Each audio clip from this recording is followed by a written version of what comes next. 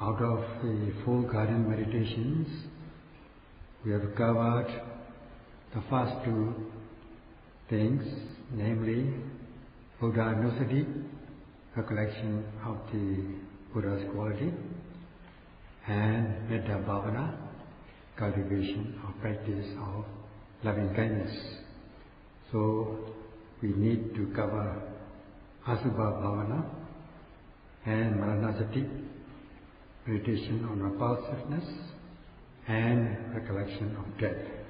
Because the first of the 2 remaining ones, Asubha Bhavana, it is a compound of 2 words, namely Asubha and Bhavana. Asubha means foulness or repulsiveness. One recollects or meditates upon the repulsive nature or foul nature or foulness of one's body. And in this way, one cultivates this recollection, develop it, practice it, multiply it, and make it grow. Hence, it is known as Asubha Bhavana, meditation or recollection of foul. And this Asubha Bhavana, foulness meditation, is of 2 things or 2 aspects, namely Kuttasa Kammatthana or Kuttasa Bhavana, and the next one is the foulness of the dead body, or recollection on the foulness of the dead body. As to the first one recollects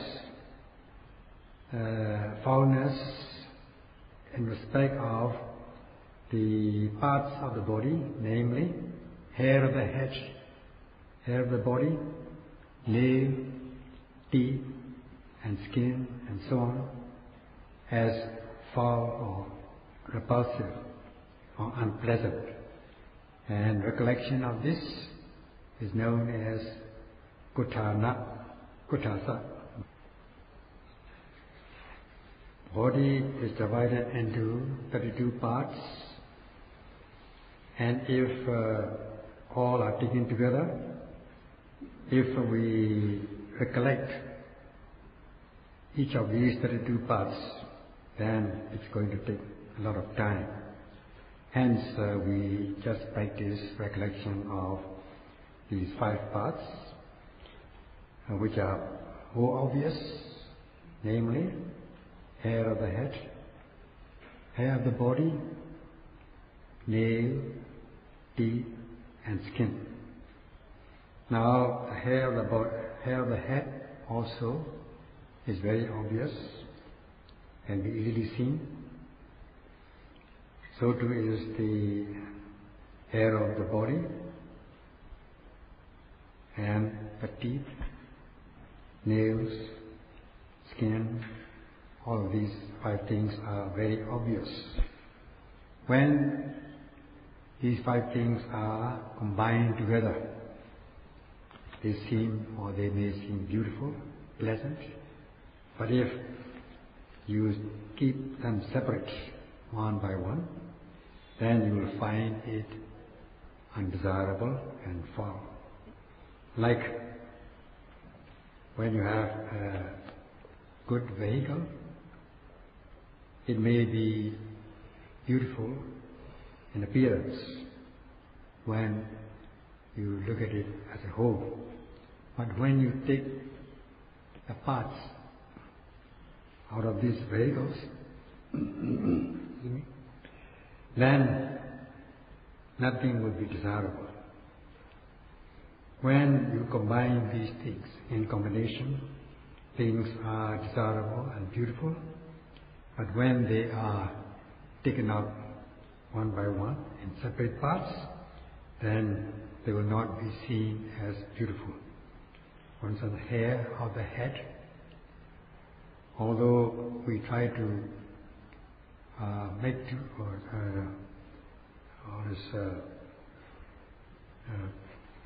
make it beautiful, look nice, if you look at it separately, then it will not be beautiful. And nails, when they are polished and painted, they look beautiful, but in its natural state, they will not look beautiful. So are the teeth. A lot of people have false teeth, good teeth, golden teeth, and so on. And in fact, when you look at it, look at the teeth, it will not be seen as beautiful. And so is the skin.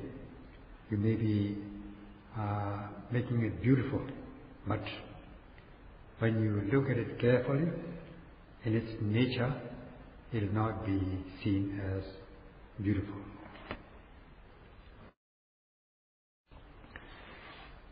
The practice of meditation is not to adorn ourselves, especially the body, to make it look beautiful, not to take time on it. Instead, one is to shape or cultivate the mind in order to be free of impurities, such as craving, aversion, delusion, so that your mind becomes pure and beautiful. In a sense, not to commit wrongdoing, unwholesome deeds, ducharitas, by indulging in these unwholesome roots, craving, aversion, and delusion. So, although you may look beautiful, you have to recollect it as ugly. If you commit unwholesome deeds, for instance, killing, stealing, sexual misconduct, indulging in false speech, malicious speech, meaningless speech, harsh speech, indulging in covetousness, harmfulness, and entertaining wrong views, then although you may look beautiful, you are said to be ugly, at least mentally. Although you may be by nature beautiful, or you are making yourself beautiful or beautifying yourself, in the sense of Dhamma, you are said to be ugly if you have not cultivated your mind or cultivated your physical, verbal, or mental behaviors. So the practice of meditation is not to adorn or to make the body beautiful. Instead, one has to purify one's mind so that the mind will become beautiful. To be free from physical, verbal, mental behaviors, especially the mind. And by cultivating the mind, one can also cultivate physical and verbal behaviors so that it becomes pure and gentle. Some may not like to recollect this kind of meditation. Why just look at ourselves as ugly? We are beautiful, aren't we? So some may have that kind of attitude.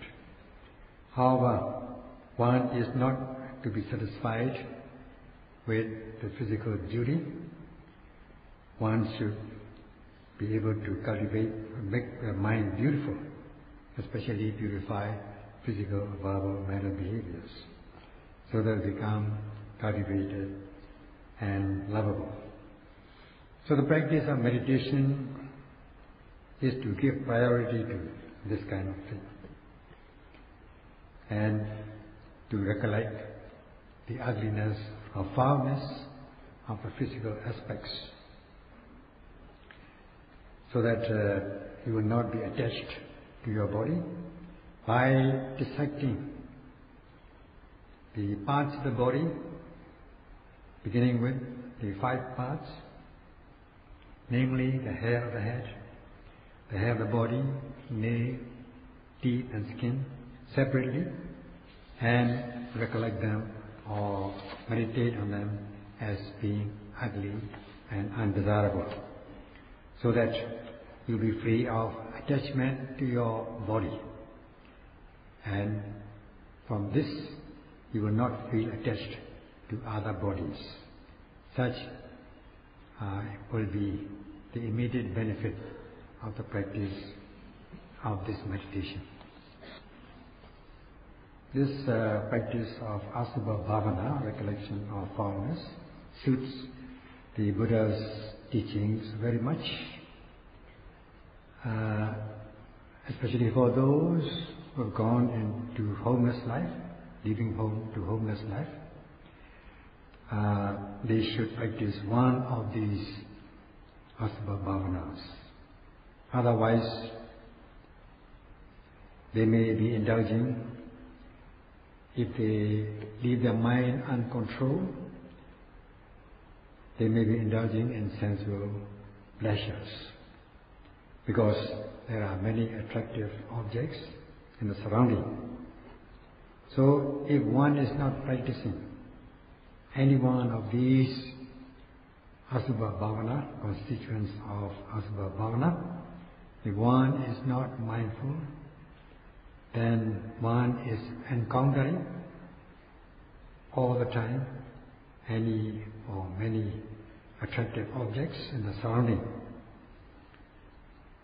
If you are not practicing this meditation, Kammatthana, then the mind may go to attractive sense objects, because this sensuous lust or craving can arise irrespective of age. You may be young, or you may be old, or medium age. You may indulge, you may be attracted by these sense objects. So, by thinking or by considering any of these attractive objects as beautiful, if one is not practicing Asubha Bhavana, then one will crave for these objects. Then raga, lust or craving will arise. Hence, one should practice Asubha Bhavana so that there will be no lust or craving in respect of any of the sense objects encountered. Then one will not be attacked or affected by craving or lust, and the mind will remain as pure as possible. As for it is a human nature that one holds in high esteem, one holds oneself in high esteem. However, one may be ugly, one is prone to think that one is beautiful, or at least looks good. So, and also one is better than others. In this way, one may be living with pride and conceit, with high esteem, or high self-esteem. And one may be devoting oneself, wasting time on just purifying one's own life, especially the physical aspect of one's own life, and not taking time on beautifying one's mind or purifying one's mind. Then, if one is not taking any attempt to purify one's mind, the mind will remain as ugly as ever. So as the saying goes, make hay while the sun shines. So too, while you are living and practicing meditation, you should devote time on this practice of formless. So, if with the practice of Asubha, one is free from self-esteem, then one will not hold others in high esteem. One will not esteem others, however much others may be beautiful or good looking. so that one will be free of lust or craving. Even if craving arises, one will be able to get over it very easily. Especially in the course of the practice, there are male and female practicing together, and once you are concentrating your mind, you may be attracted, your mind may be disturbed, your concentration may be disturbed by the sense of opposite sex, and there may be, or may be dreaming about it, and just going in pursuit of these sense objects, thus arousing lust or craving, which would disturb your practice. So as not to be affected by this, you try to purify your life, that is, purify your mind, by looking at the ugly aspect of the body in order to beautify the mind. Looking at the foul aspect of the physical things, physical parts, beginning with the 5 aspects, which are very obvious, namely hair of the head, hair of the body, nail, teeth, and skin. For those who have practiced this Asubha Bhavana in advance, will be able to control oneself against sense objects, especially those objects which can arouse lust or craving. If one is able to do that, then one will not go in pursuit of sense objects which don't belong to you. Then you'll be able to control sexual misconduct, you'll be able to abstain from sexual misconduct or even sexual relations in the course of the practice. And also by practicing Asubha Bhavana, you are also able to control the indulgence in intoxicants. Because indulgence of intoxicants or indulgence in intoxicants is included under Kamasa Michachara.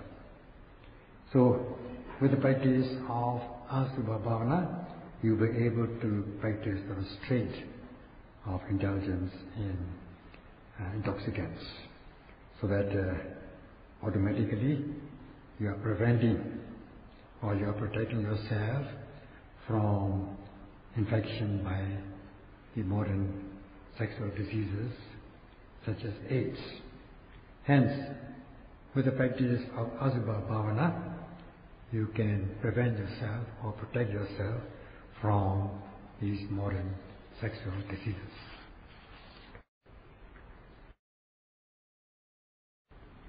Emperor Ashok has written in his Rock Edicts that people do things because they think what they do is good. So, with the indulgence in sex, if one once indulges in the sexual misconduct, then one will go on doing it, thinking that this is good. So that one is bound to meet with dangers, not seeing the real danger. They think it is good. So they go on indulging or committing sexual misconduct. Then they will not be able to recover from that, so that their life is said to be destroyed. So if, however, one has practiced this Asubha Bhavana in advance, then even if one encounters such objects, one will not be attracted by these things, so that one will not be spoiling one's life, one's beauty will not be affected. So if you don't want to destroy the beauty of your life, then it is advisable to practice this Asubha Bhavana.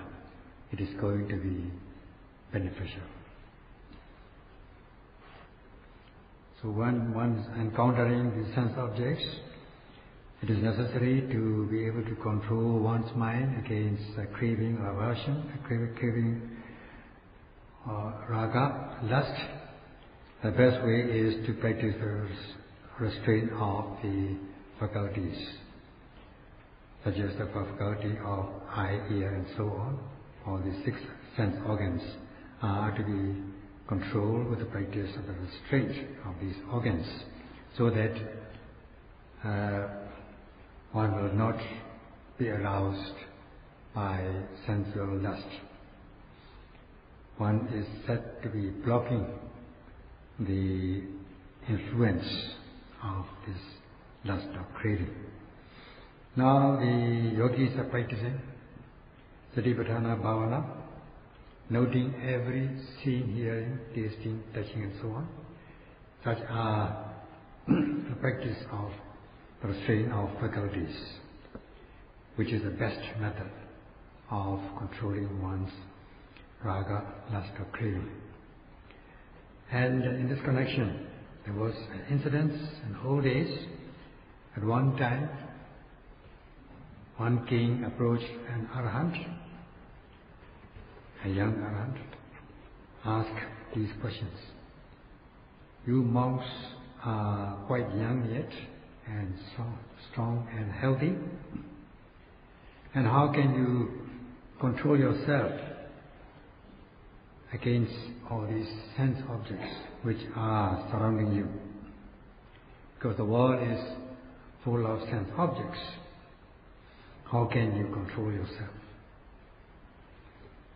So the monk replied, when we are encountering women of opposite sex, we consider them as our mother, our aunt, our sister, and so on, as the case may be, and try to be related to any of them. Then there's no lust or craving about these opposite objects. At that, the king was not satisfied, saying that the mind is changeable. It can, at times, one may not consider as one's relative. Then the monk replied again. All the monks practice Asubha Bhavana, dissecting the parts of the body, such as these obvious 5 things we have discussed, considering repulsiveness, or dissecting, recollecting the parts of the body, such as the hair of the head, the hair of the body, nail, teeth and skin, as repulsive or foul. And by practicing this Asubha Bhavana, we are able to control ourselves and thus overcome lust or craving. This also is not to the satisfaction of the king, because even when one is practicing Asubha foulness, one may be thinking it to be Subha, beautiful, and one may have craving or lust about this object, because the mind is changeable. At that, the monk replied that the monks practiced the restraint of faculties, that is, practice mindfulness with the method of Satipatthana, of every arising, seeing, hearing, tasting, touching and so on. And with this, they are able to control themselves, control their mind against attack by craving or lust. And that the king was quite satisfied. And he said this was according to my own experience. Because without this practice of restraint, if I go around in the court and seeing women, I cannot control myself. So with this practice of restraint of faculties, nothing happens. I'm able to control myself. So in this way, the King supported what the Arahant has said. This, the last and the fourth one is the recollection of death, Maranussati. That is remembering that, recollecting or meditating that one is bound to die one day, death is certain, and life is uncertain. If we are able to do that every day, then we'll be remembering, recollecting that we will die, we can die anytime. And this old age, disease and death are existential suffering which we all encounter. And so long as we are not free from birth, we will be subject to disease and death. So we strive towards the deathless state by recollecting the mindfulness of death, such as I will die very soon, I might die very soon, and death is certain and life is uncertain. So that the result of this practice is you will not be afraid of death. Besides, because you are recollecting death any time of your imminent, or you might die any moment, either today, tomorrow, day after, and so on. You don't know when. So you will give priority to the practice in order to purify your physical, verbal, mental behaviors, to do wholesome deeds, so that the wholesome deeds will be the deeds that you can depend upon at the time of death, so that you'll be able to perform good deeds before death takes over you. And then you will be able to purify your physical, verbal, mental behaviors. And then you have a lot of time to do that. Since you do it in advance, before death comes. This practice of wholesome deeds or meritorious deeds will be the things of your reliance, things you can depend on at the time of death. You will be always remembering it. By remembering death, this will be very supportive, or this recollection will be very supportive to the performance of good deeds, such as if you are able to practice moral virtue, you will be real human being by purifying your physical and verbal behaviors. You will be a real human being, or fully human being, or worthy human being. And if you are able to concentrate your mind, practice samadhi, you will be able to possess human mentality.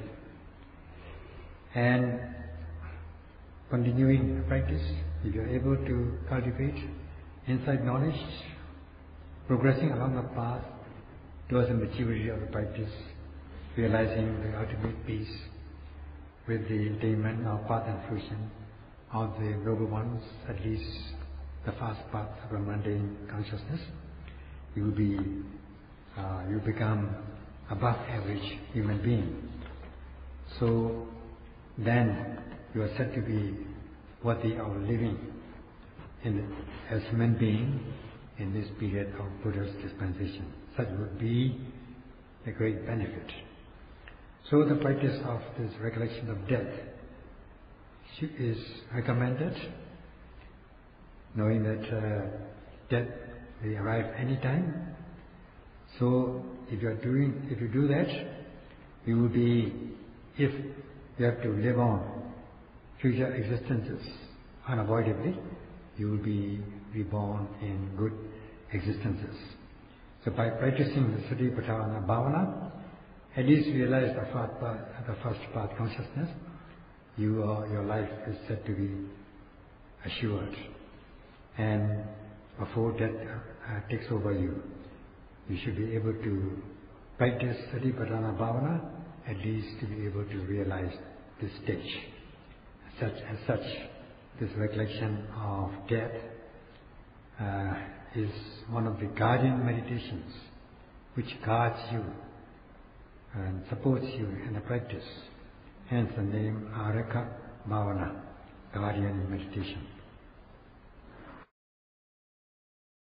For yogis who are practicing Satipatthana Bhavana, noting every obvious arising object as it arises, you need only to practice this Tiruvāraka Bhavana, guardian meditations, on the total 5 minutes, say 1 minute for each recollection or meditation.